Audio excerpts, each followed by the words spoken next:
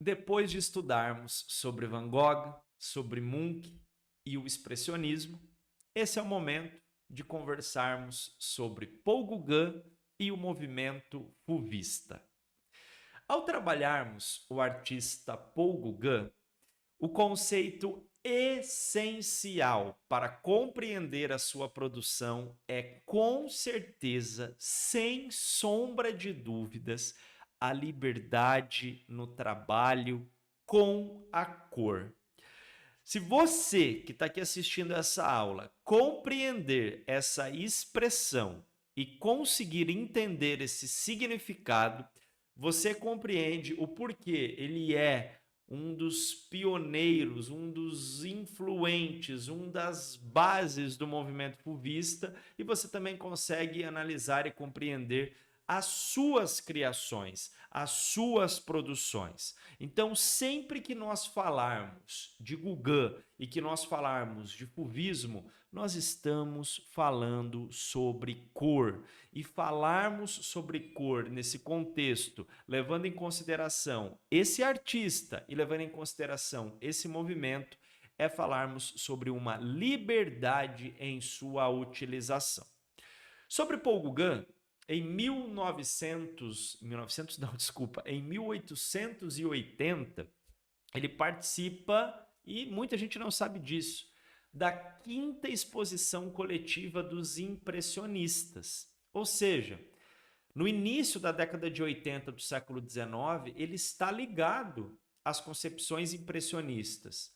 Só que 4 anos depois, a partir de 1884, a sua obra, as suas produções mudam de estética, mudam as suas características.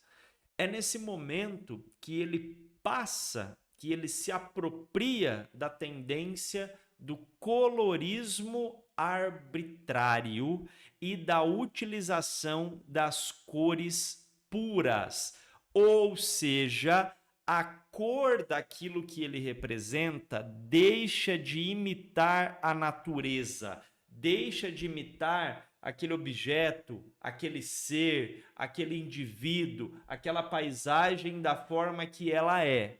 A partir desse momento, de 1884, ele passa a representar, a reproduzir, a retratar em suas obras as temáticas que ele deseja, com as cores que ele escolhe, independente se aquilo que ele está representando com determinada cor tenha a mesma cor no mundo natural. Então, quando nós falamos do colorismo arbitrário, é uma libertação, é uma liberdade no trabalho com as cores.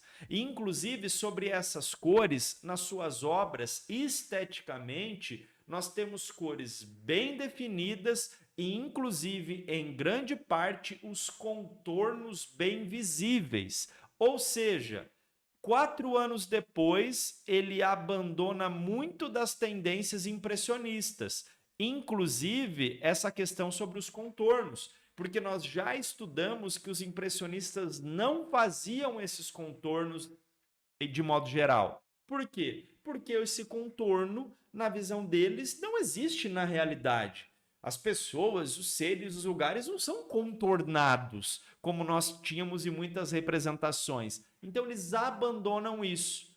Agora, com o Paul Gauguin, ele deixa muitos desses contornos visíveis em suas obras. Ou seja, há essa mudança de estética, há essa mudança na forma de representação.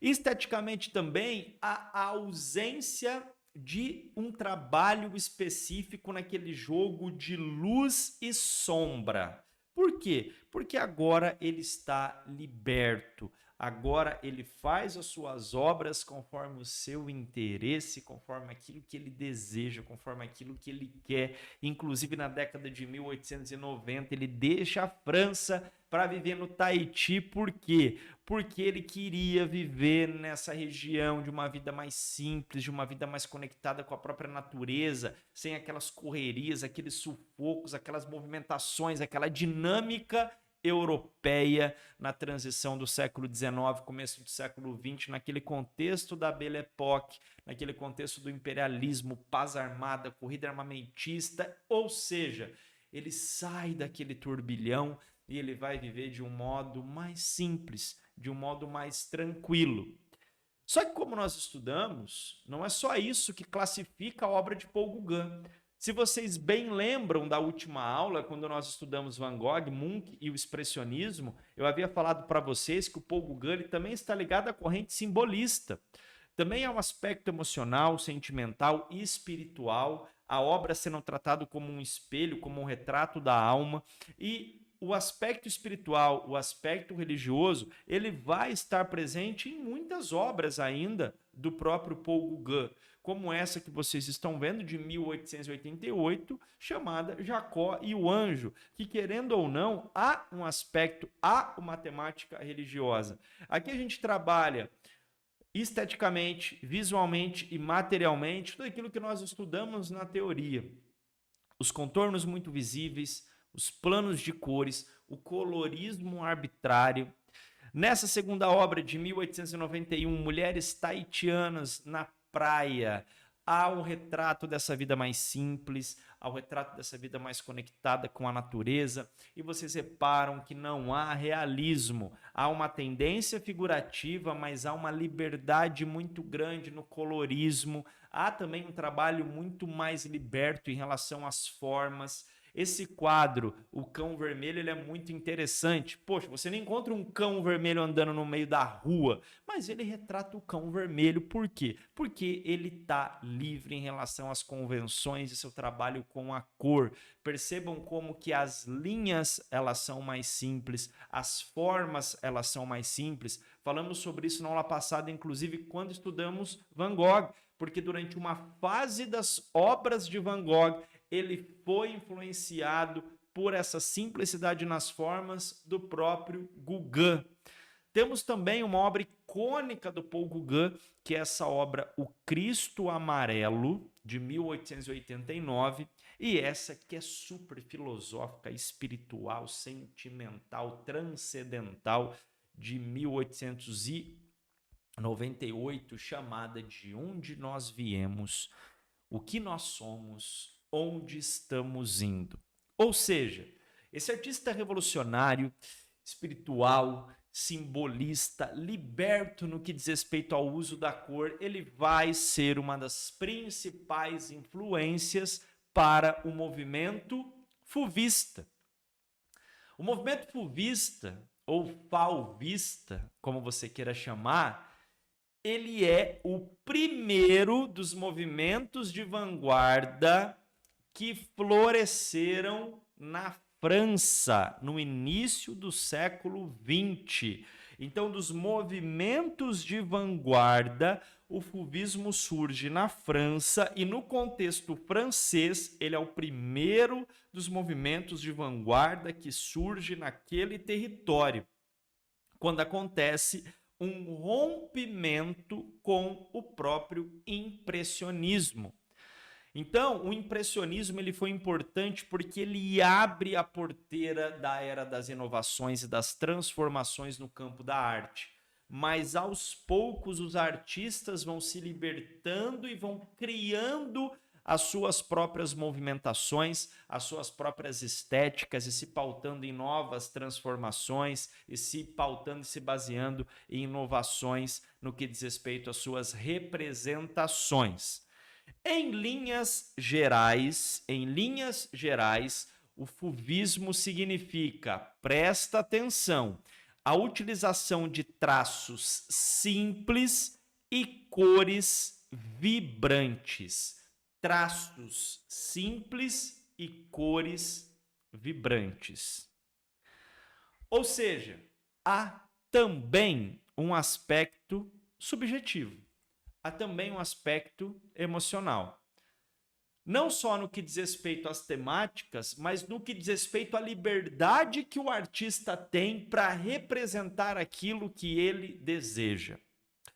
E como a história dos fauvistas começou? Em 1905, nós tivemos no Salão de Outono de Paris a apresentação de obras de franceses como Henri Matisse, Maurice de Vlaminck, Otton Fries e André Derain. Esses artistas que fizeram essa exposição no Salão de Outono de Paris foram visitados pelo crítico Louis Valsenne. E esse crítico, depois que ele visita o salão, ele escreve para uma revista chamando o que esses artistas estavam representando e a sua estética de fou, de fera, mas não no sentido bom, não no sentido fera de nossa, extravagante, muito legal, bom pra caramba, no sentido de ruim. Por quê? Porque eram obras, na visão desses críticos, muito simples, eram obras que não tinham nada das tendências conservadoras e tradicionais do que seria uma bela arte, do que seria uma obra de arte. Inclusive consideravam aquilo como uma loucura. Ou seja, as pessoas estão ficando doidas. Olha o que elas estão produzindo, olha o que elas estão fazendo. As obras do fauvismo, elas são caracterizadas, como nós falamos acima, pelas simplificações das formas, por esse emprego das cores vibrantes, das cores puras, certo? A cor era um aspecto importante no que diz respeito à emoção. Ela deveria expressar de forma pessoal, livre e espontânea a vontade do artista, elementos figurativos, cenas do cotidiano, não se pautavam pelo realismo. Foi um movimento que não teve um manifesto, não foi um movimento organizado, ou seja, assim como o impressionismo, nós temos artistas que se enquadram em uma estética, mas isso não quer dizer que era um movimento que tinha um manifesto e as pessoas tinham que seguir aquele manifesto, porque se fosse isso, ia contra a própria essência do movimento, de tratar a arte como algo mais pessoal, mais livre e mais espontâneo, no trabalho com as cores, no trabalho com as formas, no trabalho com os temas. Bom, visualizado toda essa teoria, que é bastante coisa, agora nós vamos para as obras. E quando nós observamos as obras, tudo fica mais claro. Olha só, simplicidade nas formas, colorismo arbitrário, liberdade no trabalho com as cores. Isso era uma característica essencial dessas obras. E isso era o grande charme do movimento. Olha só, cores vibrantes, cores impactantes, uma simplificação na representação de indivíduos, de cenas, de paisagens. Tudo isso marca e marcou o contexto do fauvismo, seja com Matisse, seja com André Derain, seja com outros artistas que seguiam essas estéticas. A cor, a simplicidade nas formas, independente do que eles retratam, e o aspecto emocional fazia parte do contexto fauvista.